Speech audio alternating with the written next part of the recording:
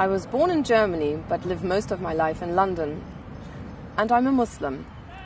I decided to convert to Islam as a European woman because the more I studied the faith, the more I realized it could give me the peace and meaning I'd always felt was missing from my life. I've written about the experience of my spiritual and intellectual awakening, my conversion, and how it is possible to be a European Muslim in my book, From MTV to Mecca. Music and the arts have always been a part of my life. I was a presenter on MTV Europe for many years, so got to meet and interview some of the biggest names in rock and pop music. And it was music that first opened my heart for the culture and religion of Islam.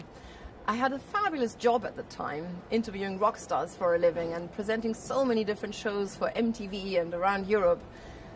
But despite having this dream job, I'd always felt an emptiness inside. And it was at a point of crisis in my life that I met Imran Khan.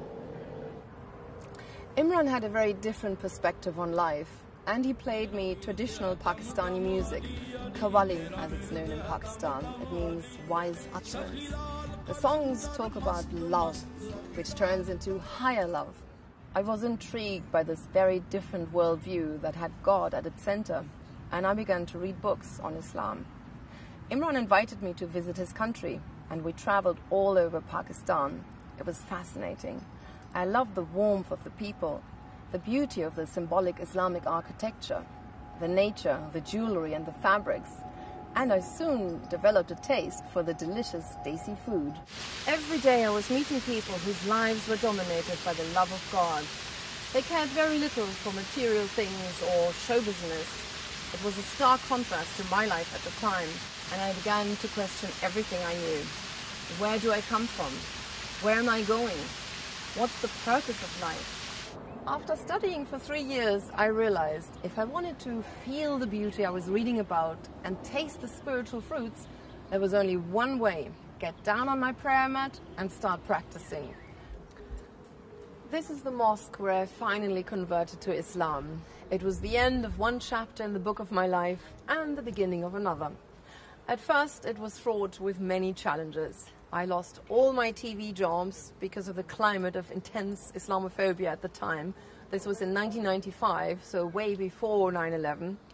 But I quickly realized how little the Western media knew about Islam. They speculated whether I would start presenting my youth show from behind the burqa or supported terrorism, which of course was ridiculous.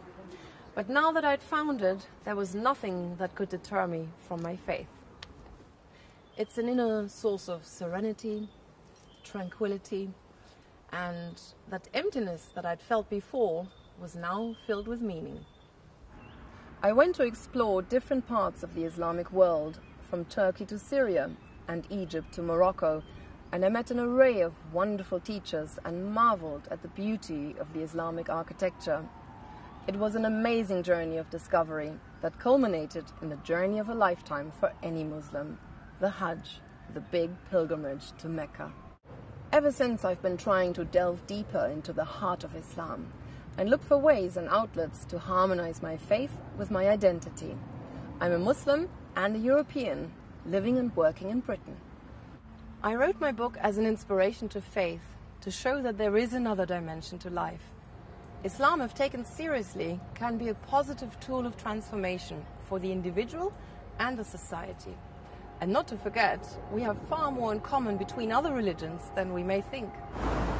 We need to build on these ethical values that we share while respecting our differences and work together for the common good, build bridges and actually walk across them.